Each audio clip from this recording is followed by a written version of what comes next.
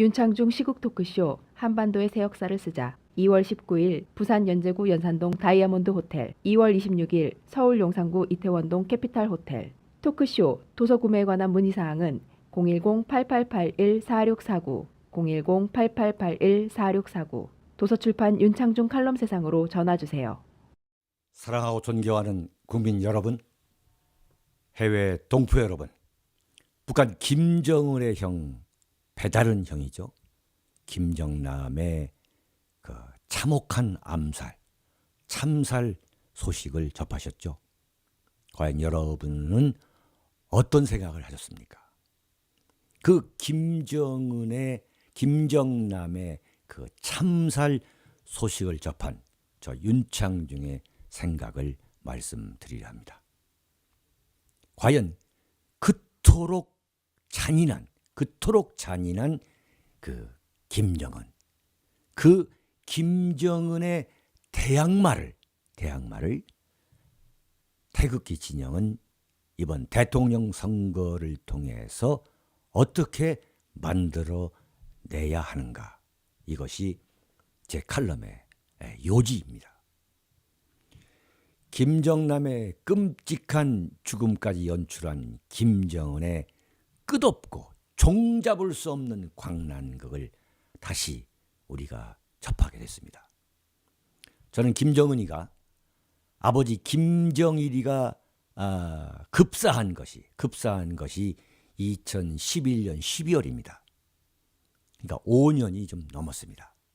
그 5년이 넘은 그 시간 동안 과연 김정은의 정치 스타일과 인성을 관찰해온 저의 그 어떤 관찰기를 제가 세 가지로 요약한다면, 김정은은 김정은의 아버지 김정일보다 더 잔인하다.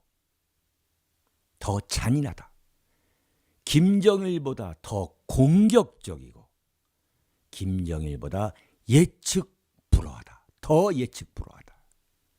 그러니까 김정은의 그 정치 스타일과 인성을 세 마디로 요약하면 아버지 김정일보다 더 잔인하고 더 공격적이고 더 예측 불허다, 이렇게 말씀을 드릴 수 있겠습니다.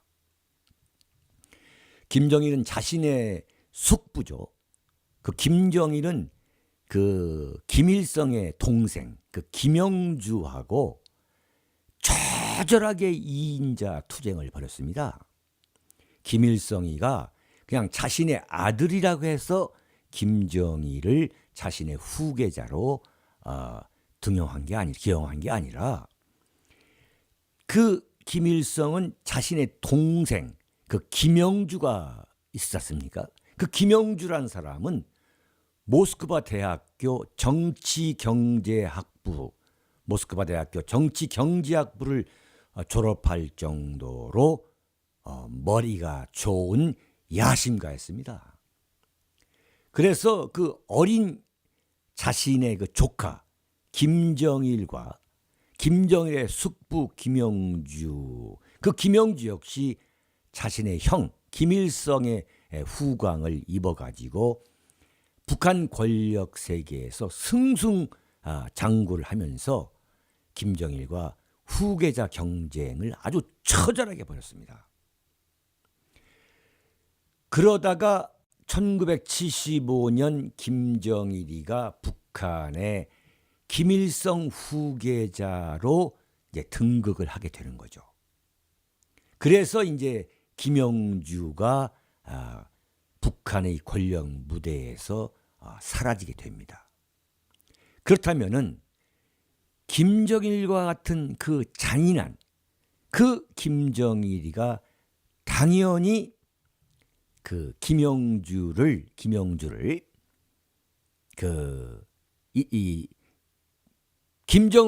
김정은이가 형 김정남을 그 암살했던 것처럼 그 죽여야 할 텐데 그렇지가 않았어요. 그래서 저는 김정남이가 김정일보다 더 잔인한 인간이다 이렇게 보는 겁니다. 그래가지고 그 김일성의 동생 김영주는 권력 무대에서 사라졌지만 1993년 부주석으로 복귀했다가 1998년 물러나가지고 1999년부터 최고위원회 상임위원회 명예부위원장을 맡아오고 있습니다. 김정일이가 자기 숙부를 죽이지 않은 거예요. 또한 김일성은 김정일의 그 어머니, 김정일의 어머니 김정숙이가 그 김정일이가 있고 그 밑에 김경애가 있죠. 그 밑에 아이를 낳다가 사망합니다. 이 평양 그 산후원에서 사망을 하는데, 사망을 하니까 그 김정숙의 비서 역할을 하면서 수상관저죠. 주석관저. 김일성 주석관저에서 그 교환양을 하던 그 김성애와 재혼해 가지고 김평일을 낳게 됩니다. 김평일을. 그러니까 김정일이가 자기 아버지와 결혼한 계모 그 김정숙이, 그다음에 김정숙이가 낳은 그 김평일을 얼마나, 이복 동생 김평일을 얼마나 증오를 했겠어요. 그 김정일의 성격이. 그렇게 증오를 했지만은 자기 동생 김평일을 죽이지 않고 동구권 대사 자리를 계속 이게 주면서 목숨을 부지하게 합니다. 그래서 김평일이가 그 동구권에서 헝가리, 불가리아, 핀란드, 폴란드 대사를 지내다가 현재는 체코 대사로 지내고 있어요. 그러니까 자신의 라이벌이었던 그 숙부 김영주도 살려주었고, 그 김영주는 지금까지 살아 있지 않습니까? 가끔 TV에서 나오죠.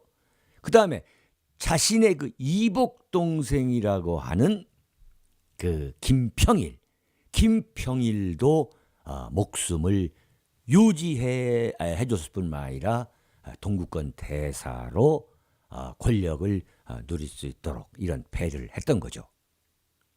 이에 반해 김정은은 무자비합니다. 자신의 고모부 장성택을 처형하고 마침내 이복형인 김정남을 참혹하게 암살하기에 이르게 됩니다. 그런데 그 고모부 장성택의 부인 김경희, 그 김경희가 아버지 김정일과 어떤 관계였냐면, 그 이제 아버지가 이제 자기 어머니가 죽자 그 교환양하고 결혼을 했지 않습니까? 그러니까 그 김정일이가 여동생 김경희를 데리고서 그 평양 국민학교 이 학교를 다니면서 그렇게 많이 울었다는 거예요. 그래서 그 평양 시내에서는 그 혁명 1세대 그 김일성이죠. 김일성과 함께 그 혁명을 했던, 그 빨치산 운동을 했던 그 빨치산 혁명 1세들 사이에서는 울음바다였다는 거예요. 그 울음바다를 아주 자주 연출했는데, 그 정도로 김정일과 여동생 김경희가 아주 참 가까운, 참 애달픈 관계였는데, 그 김경희, 자기 고모의 남편 장성택을 무참하게 처형해 버린 것이죠. 여기에서 저는 어떤 진단을 하냐면, 지금 북한의 이 김정은 왕조는 조선시대 초기 조선 왕조 때의 태조 이성계의 아들 태종 이방원이 바로 김정은이다, 이렇게 보고 있는 거예요.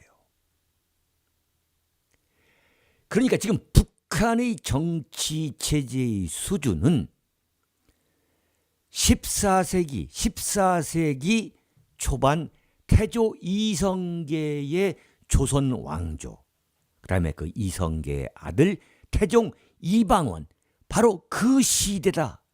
그러니까 김정은이의 롤 모델이 이방원이 아니라면 이토록 잔인하지 않을 수가 없다. 이렇게 저는 보는 거예요. 이게 무슨 얘기인가를 설명을 드리겠습니다.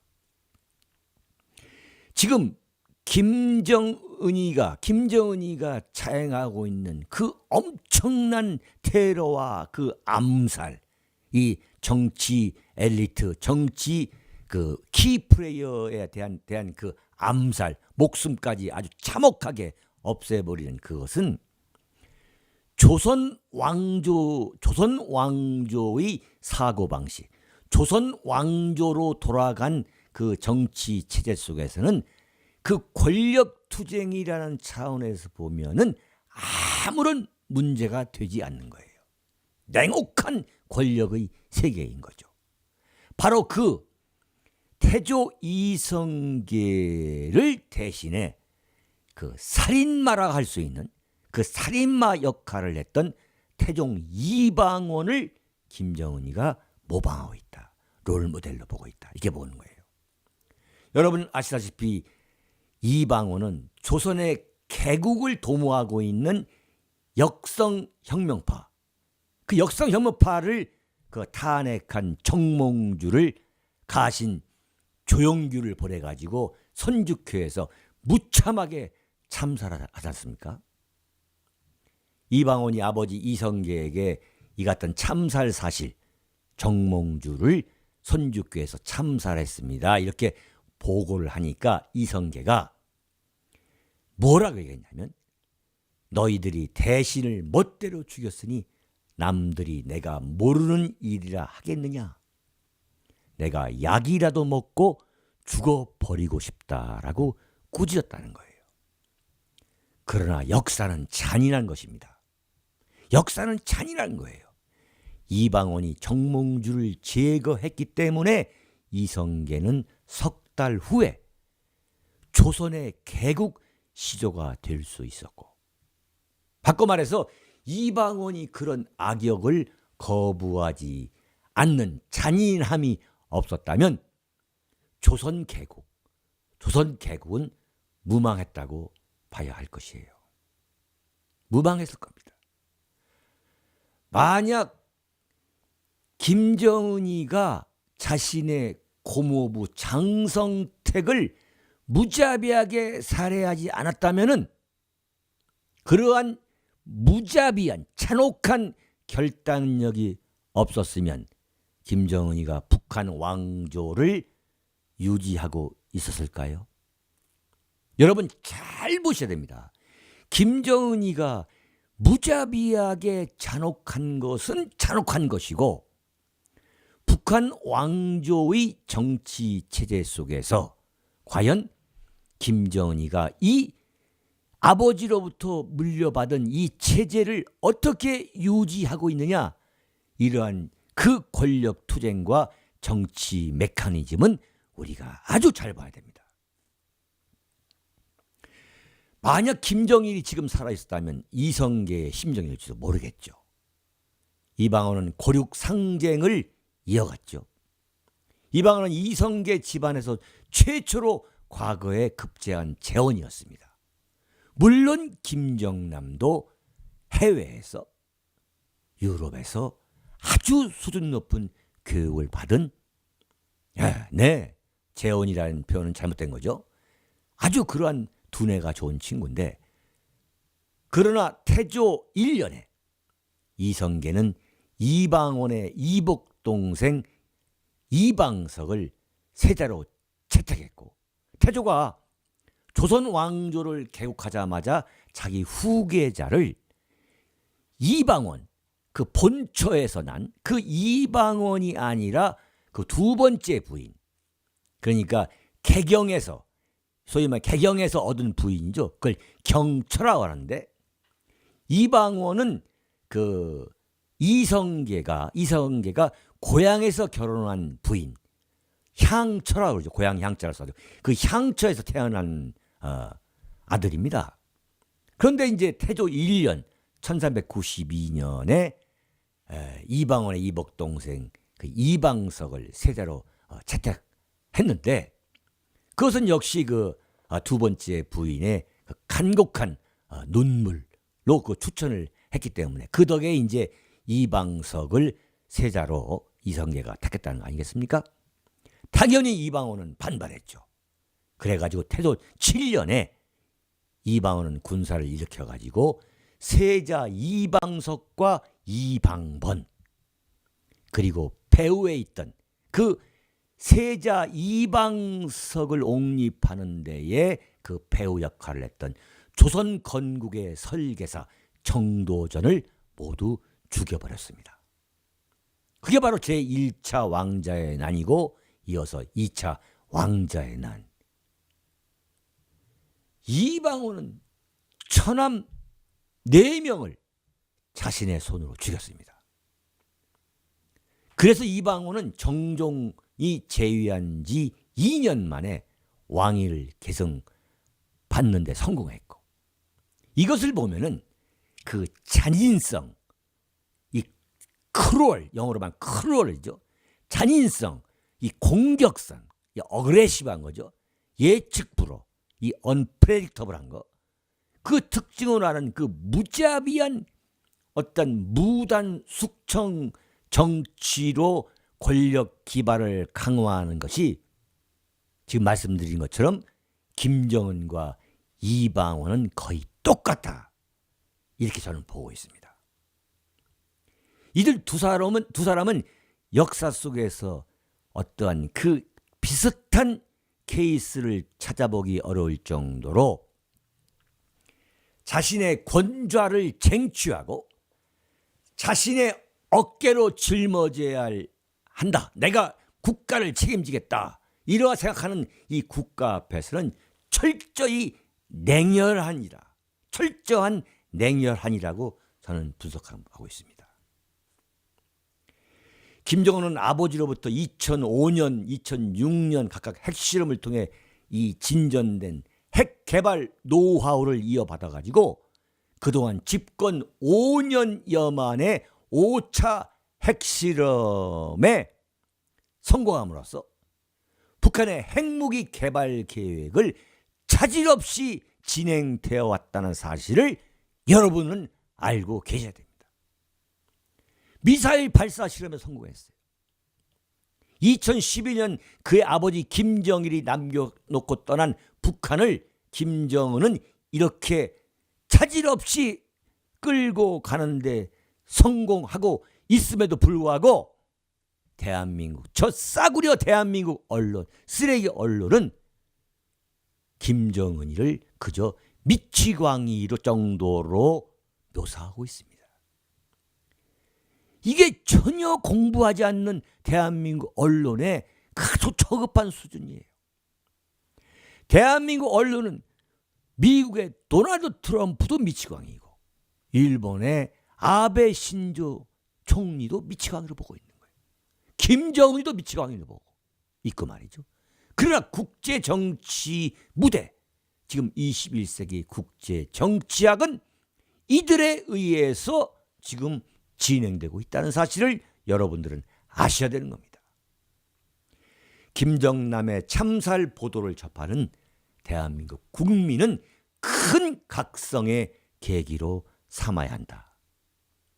대한민국 안보가 그야말로 저토록 잔인하고 공격적이고 예측 불허인 김정은의 손 안에 들어있다는 사실에 크게 주목해야 됩니다, 여러분. 그래서 다음 정권을 맡게 될 대통령을 과연 어떤 인물로 뽑아야 할 것인지 우리 모두 각성해야 됩니다. 과연 대한민국에서는 어떤 인물이 김정은의 대항마가 될 수 있느냐? 저토록 잔인하고 공격적이고 예측 불허인 그 김정은의 대항마를 이번 2017년 대통령 선거에서 어떤 대통령을 뽑아야만 그 김정은에 대적할 수 있느냐. 여기에 대한 인식의 전환이 있어야 됩니다. 저 윤창중은 뼛속까지 우익인 대통령이 아니면 김정은의 대항마가 결코 될 수 없다고 단언합니다.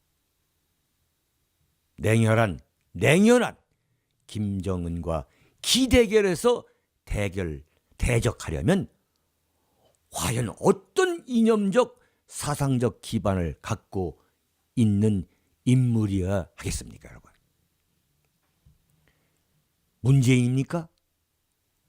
굳이 좌파임을 숨기려 하지 않고 있는 문재인. 안희정입니까? 중도의 가면을 쓰고 좌익의 주사파 출신의 그 발톱을 감추고 있는 안희정을 김정은의 대항마로 앉혀야겠습니까?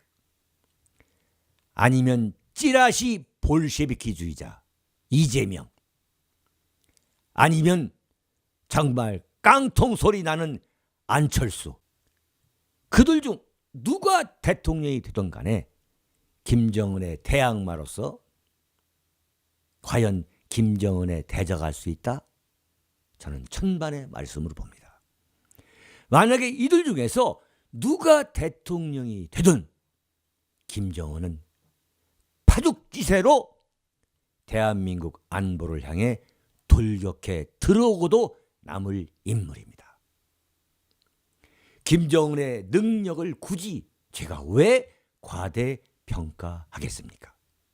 제가 볼 때 지금 거론되고 있는 야당의 대권 지망생들은 근성에서부터 이념에 이르기까지 김정은과 대적하기에는 역부족이에요.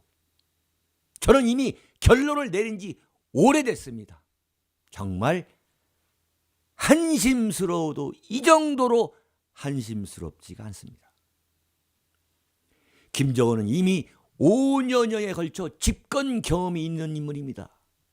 이제는 내공이 쌓일 대로 쌓여 있어요. 그런데 이 야당 후보 한결같이 설리고 유치하고 그 안보관과 국가관을 보면은 정말 유치하고 그 참 얄팍한, 정말 공부하지 않고 마치 좌파 노릇 행세하는 그러한 강남 좌파 임내 이렇게 해야만 멋져 보이는 사람들한테만 그 말초신경을 자극하는 그러한 안보관과 국가관. 사드 배치를 다음 정권에 넘겨라? 그게 문재인의 주장 아닙니까? 정말 지금 북한이 핵무기 보유국으로 자리를 굳혀가고 있는 이 시점에서 사드 배치를 다음 정권에 넘겨라? 자기가 하겠다? 그러면서 핵무기 문제를 논의하기 위해서 먼저 북한에 가겠다? 이런 싸구려 민족주의자, 국제정치가 어떻게 돌아가든 말든 간에 그 국민의 얄팍한 국민 정서를 자극해서 표를 얻어서 정권을 참 얻겠다는 그런 사람이 과연 대통령이 될 수가 있느냐, 되어야 하느냐, 그런 사람이 과연 김정은의 대항마가 될 수 있느냐. 아마 김정은이가 문재인이가 그렇게 말했죠. 북한에 먼저 가겠다. 지금 웃고 있을 겁니다. 중국도 김정은을 불러가지고 무슨 정상회담 임내하는 걸 한 번도 한 일이 없는데 대한민국 문재인이가 대통령 되면은 김정은을 만나러 간다? 이게 무슨 소리입니까, 이게? 정말 헛웃음이 나옵니다. 헛웃음이 나와요. 만약에 문재인이가 대통령이 된다면 김정은에게 물어보겠죠. 할까요, 말까요? 이렇게 물어보는 이른바 굴북적 대통령이 될 것임이 불을 보듯 뻔한데 지금 대한민국에 살아가고 있는 국민과 해외에서 투표권 행사하는 교민 여러분들, 이런 대통령을 뽑게 된다면 정말 역사에서, 우리 대한민국 현대 정치사에서 되돌릴 수 없는 잘못을 저지르게 된다. 저는 그렇게 보고 있습니다. 무엇보다 보수 우파 자유민주주의 세력은 정신 바짝 차려야 합니다.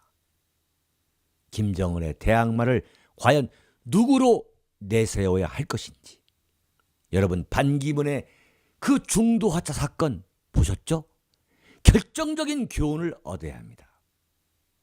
누구 한 사람을 보수우파 자유민주주의 태극기 세력의 대안으로 뽑았다면 그 후보부터가 흔들리지 않고, 조금도 흔들리지 않고 야당 대선 후보와의 격돌을 헤쳐나갈 수 있어야 하고, 대선 이후에도 김정은의 대항마로서 손색이 없는 대통령이 되어야 함은 당연합니다.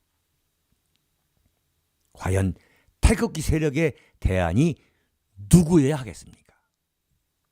제가 볼 때 아직은 헌법재판소가 탄핵 판결을 내릴 때까지는 탄핵 기각을 위해서 우선 무소불위의 아나무인격인 수사로 인민재판소 흉내를 내고 있는 저 박영수 특검을 타도하는데 총력을 기울여야 합니다.